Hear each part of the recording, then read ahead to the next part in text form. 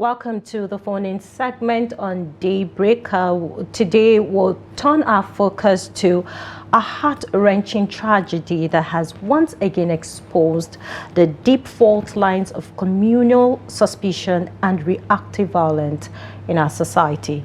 Now, last Friday evening, a group of 31 innocent travelers, including women and children, set out from Zaria in Kaduna State, full of joy and expectation, on their way to a wedding ceremony in Kwanpan local government area of Plateau State.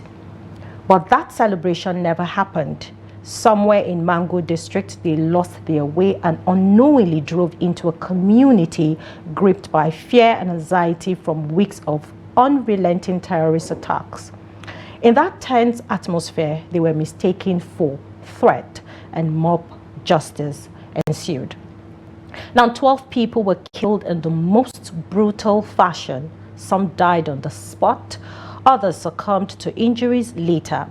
Survivors remain in hospitals, scared by trauma. And now communities are in mourning. Relationships between neighbors and states are strained. And the nation is once again forced to confront the consequences of unchecked violence rooted in fear, stereotypes, and revenge. Governor Caleb Mufwang of Plateau State described the incident as condemnable and totally avoidable, lamenting the tragic irony that some of the same youths who had bravely defended their communities against terrorist incursions now turned on innocent travelers. His Kaduna counterpart, Governor Ubasani, called it barbaric and senseless, demanding justice for the victims. Religious leaders too have urged claim, prayer, and forgiveness. Yet this tragedy raises urgent questions. What pushes a community to such extremes? How do we address the dangerous stereotypes that pit one group against another? And how do we end the cycle of violence and retaliation that is fast becoming normalized in parts of our country? Now, recalling similar incidents such as the brutal murder of hunters in Uromi in Edo State, it's clear that this issue requires urgent attention. This morning, we invite you, viewers and listeners, to join the conversation. We want to hear your thoughts, your fears, and your ideas. How can we stop stereotypical violence in Nigeria? As we discuss this topic, we'll be taking your calls to explore ways to stop stereotype violence and promote peaceful coexistence. What can individuals, what can communities, and even the government do to address the root causes of these violence? How can we foster trust, which is very important as we all live together, and understanding among different groups? How do we restore trust, protect the innocent, and ensure that tragedies like the Mangu Mob Killings never happen again? Call us now on the numbers displayed on your screen. You can also send in your WhatsApp message. Hauwa is just so devastating. The lines are opened. You can call in and you can also send in your WhatsApp messages. I would absolutely love to hear from... emotional. Yeah, it is definitely very emotional. I would absolutely love to hear from, the viewers on their opinion on, what is the root cause of these communal clashes that keeps on going on. And from time, if we can remember, we've had these kind of things and then it's subdued, it went down, and we continue to coexist. We have to understand that we are in Nigeria. We are in a place where we have different tribes, different ethnicities in a single community as well. So we would have to learn to coexist with each other and learn, to stay with one another in peace and harmony. We have our first caller on the line. Hello, good morning. I believe we lost the caller. Please do well to call us back so that we can hear your thoughts on this particular issue, because your opinions do matter. Mob killings has been something that, has been happening in Nigeria for, quite some time now. And then the question I keep asking is what happens to our judicial system? What happens to law and order? What happens to holding people accountable? Because if, one person has been caught, or I don't know, just do something for goodness sake so that other people will learn their lessons and realize that mob killing, it's not the way to resolve conflict. Absolutely. I mean, in a community where you have, elders, you have elder statesmen that could, call these people to order and speak with them. We have a caller on the line. Hello, good morning. Thank you for calling. What's your name and where you're calling from? Hello, good morning. Good morning. Thank you. Yes, thank you for joining us. What is your name and where are you calling us from? I'm calling from Niger State. All right. What are your thoughts on this issue? Hello? Hello, good morning. Can you hear us?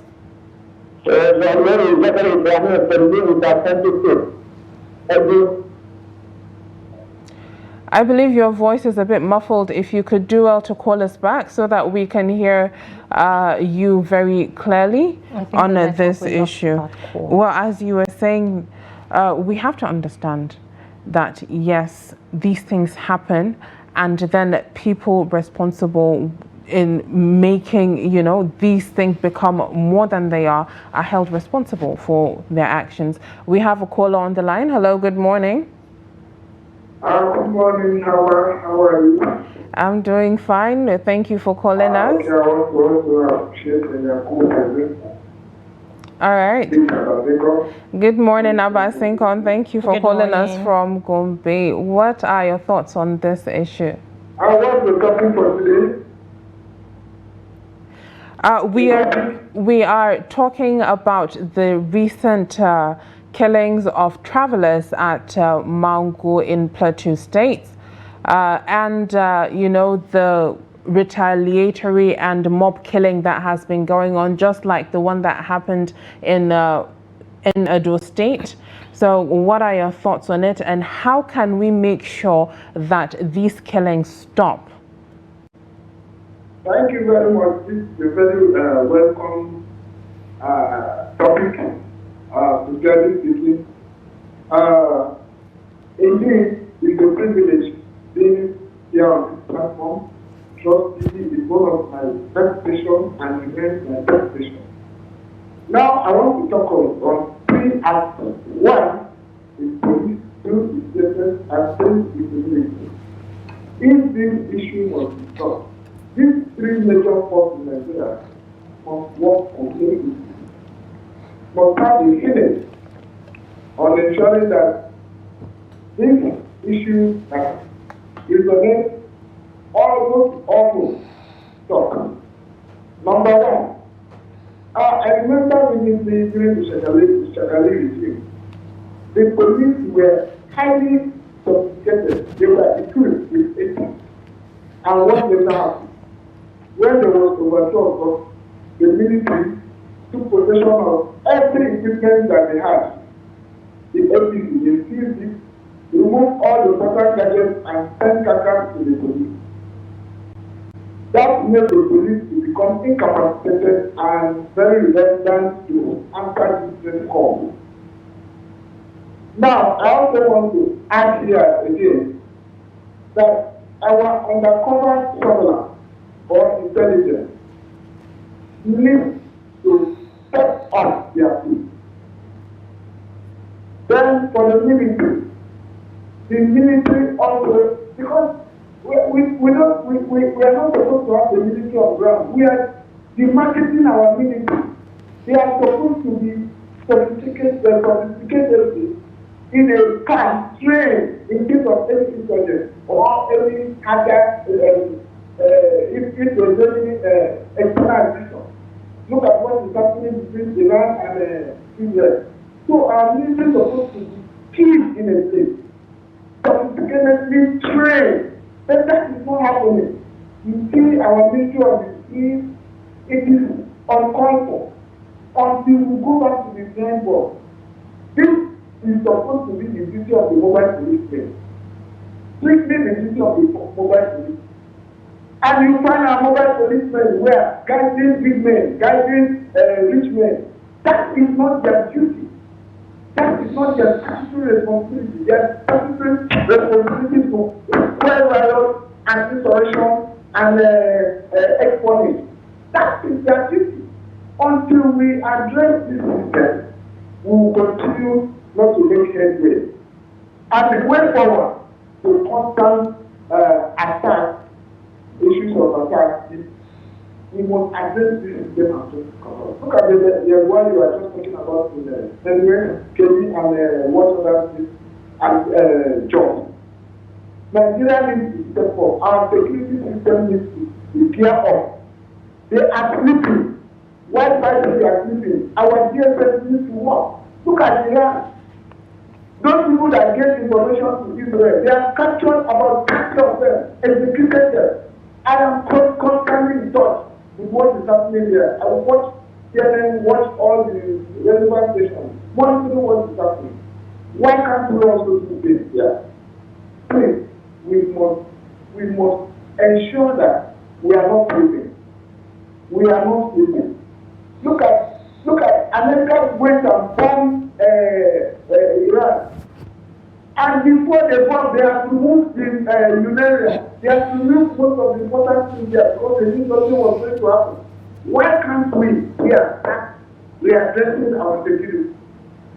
Let the president take one issue at a time, either security, or he should take education, or any other infrastructure that is relevant, or medical.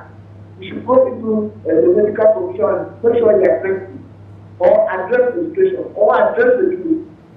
If this is done, then we are heading forward. If that is not done, there is problem. I also want to add this. Monumental damages is being happening in our country, except we address them.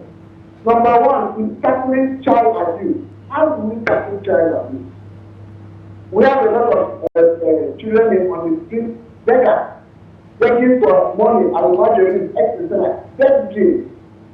And then these children are prone to becoming criminal armed robbers that we are having. Boko Haram, they are there.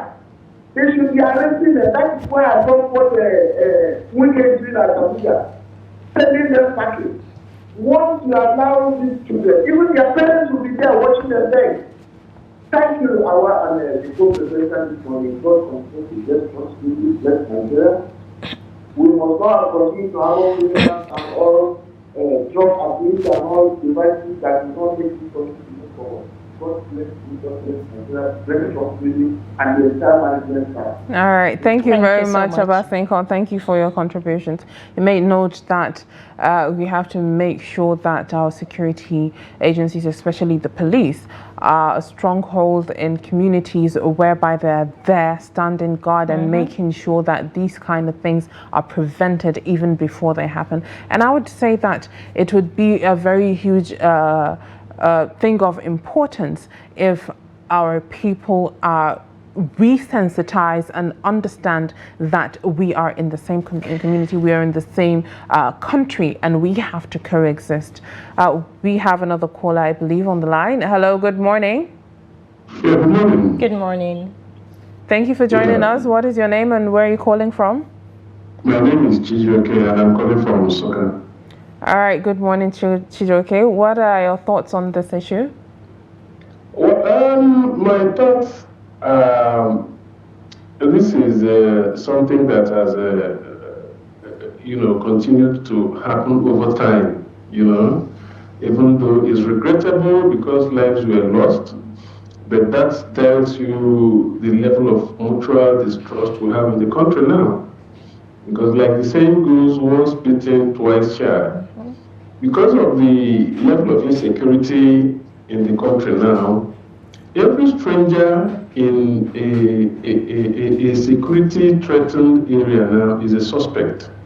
So it may not really be the stereotyped kind of killing.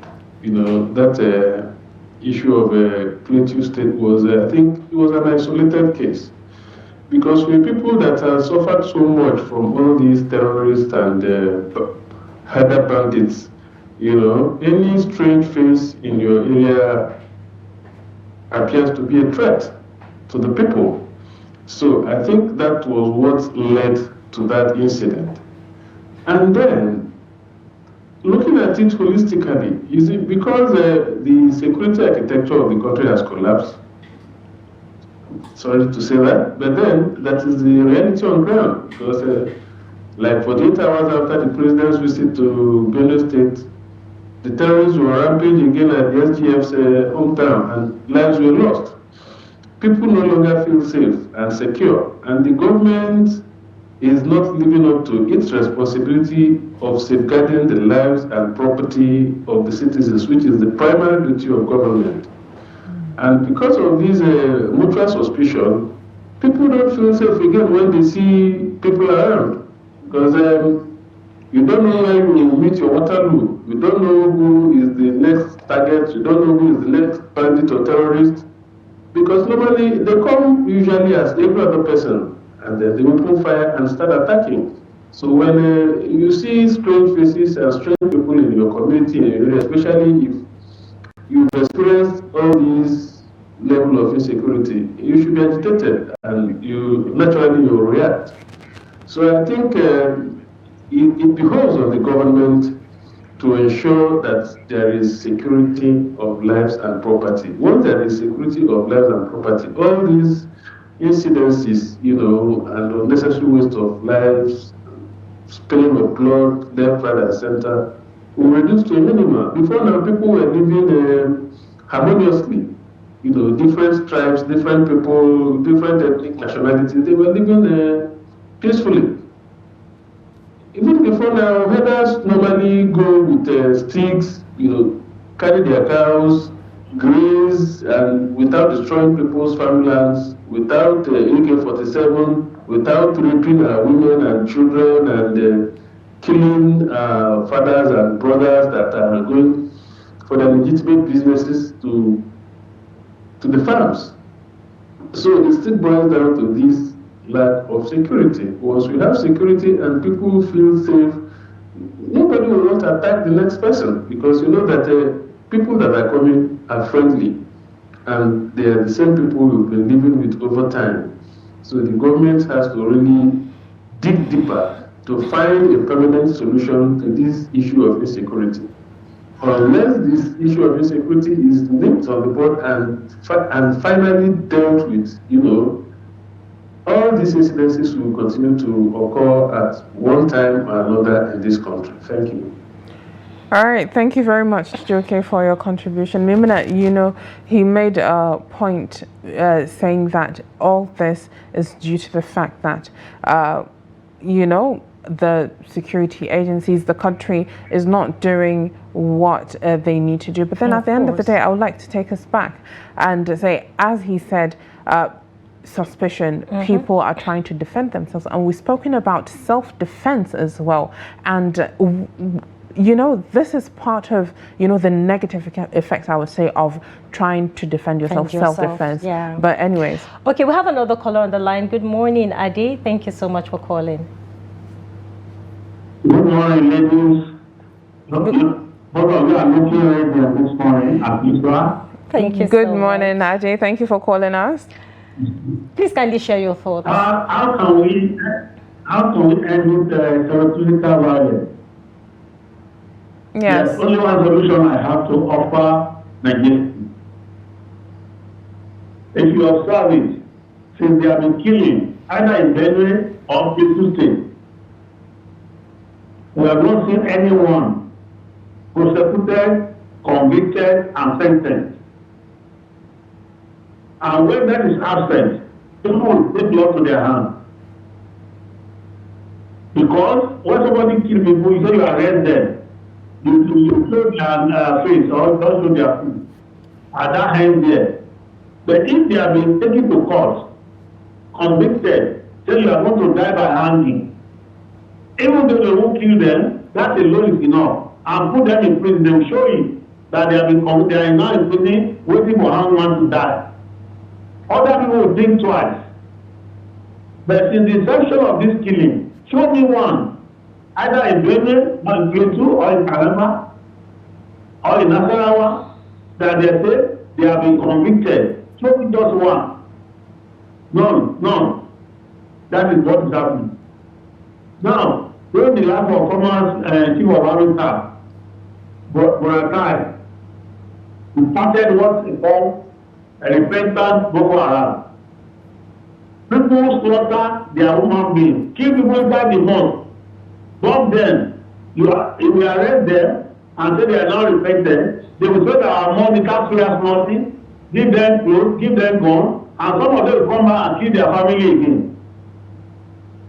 Nigeria is the only country I think such thing happening. People kill, and since then they have started. The next year, army staff continue.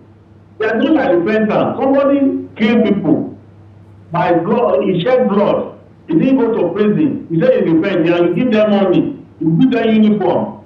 This is a bad sign to people who are law-abiding in Nigeria. In this country, they jail 80 years old.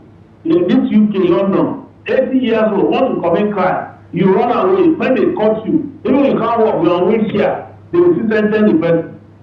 Because a white man believes that when you go to your grave, and the rest is there is a convicted man.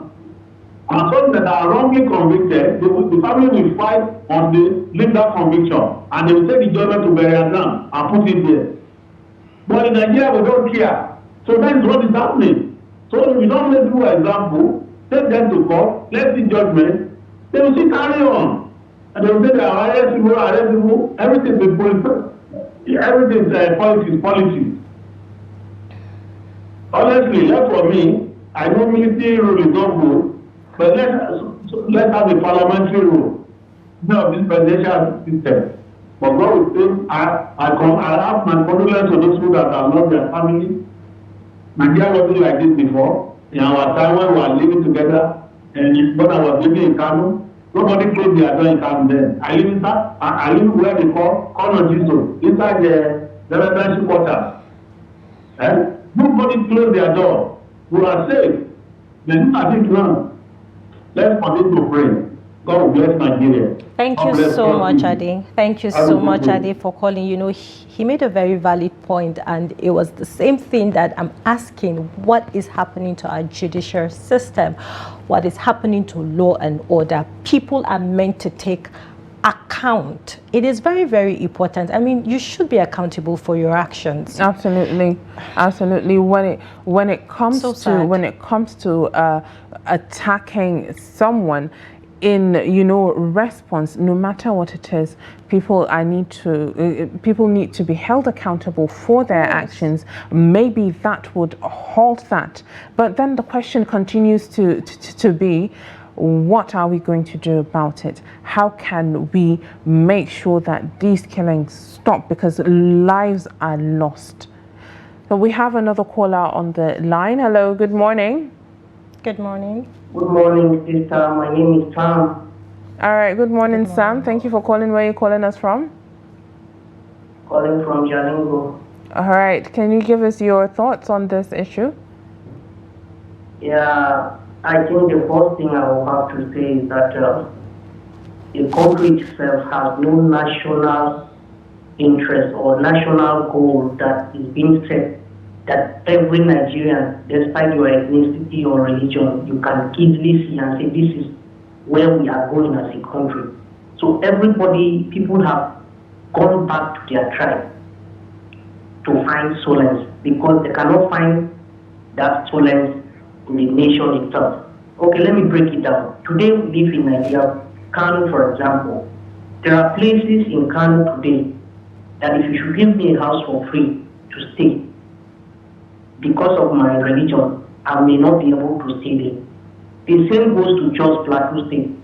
There are places that because you are a Muslim, if you go to those places and a house is given to you for free to stay, you will not be able to stay there. Are we now pretending that we don't know that these things are happening in the country? A country where if you go to Kaduna today, you know that the state capital has been divided into two. Some people live this way, other people live this way. And we are pretending as if it doesn't happen. Now the people condemning this Mangu killing, where were their voice when over 200 people were killed in Benue? They all ran back to their ethnicity and religion. Today now they are bringing their voice. give you support. So until we face this truth, that there should be a national goal, a national ideology where everybody, including those whose tribe is less than the world, can begin to see that, okay, I'm also a Nigerian. And we can only achieve that by bringing the rule of law instead of the rule of man into the country. If we don't do that, we are just joking. Thank you. Thank you so much, Sam. All right, thank you very much, Sam, for sharing your thoughts. Yes, he made a great point there. Let us look at the WhatsApp messages that we have today. The first one is from Ibrahim Ahmed in Yola. He said these killings would not stop so long as politicians continue to support perpetrators of crime. General Halilu was killed in Jos, and those who were arrested are walking free and well protected. Governors are to blame for all the insecurities because they create these mindsets in their people. That is what Ibrahim has to say. Okay, we have a caller on the line. Good morning. What's your name and where are you calling from? Well, good morning. My name is Shatima. I have to be calling from Bagudu. Good morning, Shatima. Thank you so much for calling. Please kindly share your thoughts. Thank you so much. You see, we have to wake up. We have to wake up. This is the responsibility of the community and the government as well. This policy or foreign government that they bring it in here, it won't work. This amnesty and repentance, blah, blah, blah, it won't work. Honestly speaking, somebody who says the treatment of killing innocent people, he will never be repentant. He will never be repentant. That is the beauty of the matter. That is why if you have been killed and have been testified that you are a killer, that is your business. When you have been arrested, you will be innocent. What are you doing when you in the society? You become a killer. You are taking people's lives, innocent people's lives. So first and foremost, let me make a condolence to the family of that brother who have lost their lives. May Allah forgive them, may Allah make their souls to rest in peace. But this thing, we have to wake up. We have to get the reality. We cannot be allowing people killing people and be resulting them in the society. This is a bad law. This is a bad ideology, honestly speaking. Because how can somebody be killing and he will be arrested and say he has repented? What kind of repentance? Why can't he repented when he was in the act?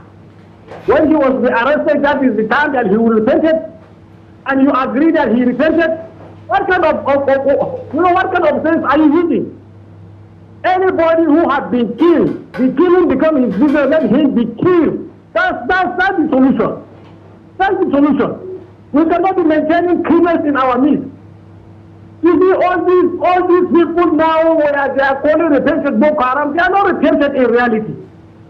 If they have chance, they will go back to their business of killing. That's the reality. But we should wake up. We should understand this boring laws, boring ideology that they have to work in. It will not work in Africa. You see, that's the thing that I want everybody to understand. And what are you telling the youth one? What means crime pay? You see, here in Maiduguri there is a camp whereby Boko Haram was being served with a delicious food and they are giving them bottled water. For what? Somebody who has killed people, who have created chaos, who have created disturbances, who have taken many lives, and you are maintaining him, giving him VIP treatment. For what? For what? Which laws say this? We have to wake up. We have to take our forefathers' laws that they for us, whereby they have founded a peaceful society. We have to maintain that. We should not allow people killing us after they have been arrested. They say they have repented. What kind of repentance is this? Somebody who was in the business of killing, he did not repent after he was arrested. He said, I repented. What kind of repentance is this? So may Allah help us. May Allah see us through. May Allah bring peace in our country. Thank you so much. Have a nice day.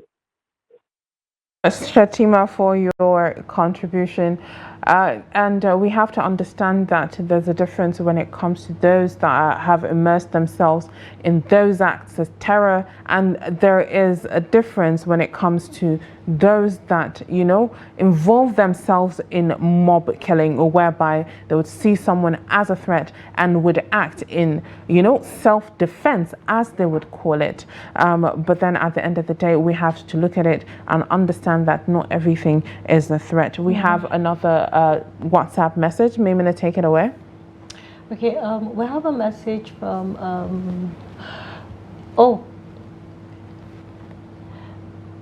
it says, "Good morning, my sister in Trust TV and Pastor Evangelist Olutoyin Alabi from Ilorin, Kwara State.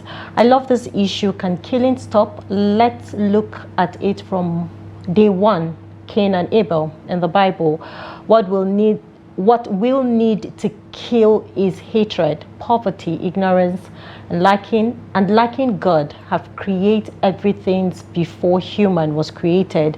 We are the one making hard for ourselves, and anywhere you find things, hard killing, stealing, and destroying, take ground there." I think he's trying to make sense of the whole issue, taking it back to, the story in the Bible about Cain and Abel and what have you. Thank you so much, Evangelist. But then one thing I believe we have message. to understand when it comes to this particular issue, and it being incessant in the society and Nigeria at large, is that first off, we have to look at, the security agencies and, everywhere being secure in Nigeria, us being aware that we have to coexist with each other and accept that and have that unity, that we are one, we are Nigeria at the end of the day, and live in harmony. Please, we need to die down and cut all of that and make sure that everyone is well and alive. We have to go on a break right now. Make sure you stay with us, and we'll be going into our discussion segment where we'll discuss, the political scene and the incessant defections in our political scenes in Nigeria. Make sure you stay with us. Don't go away.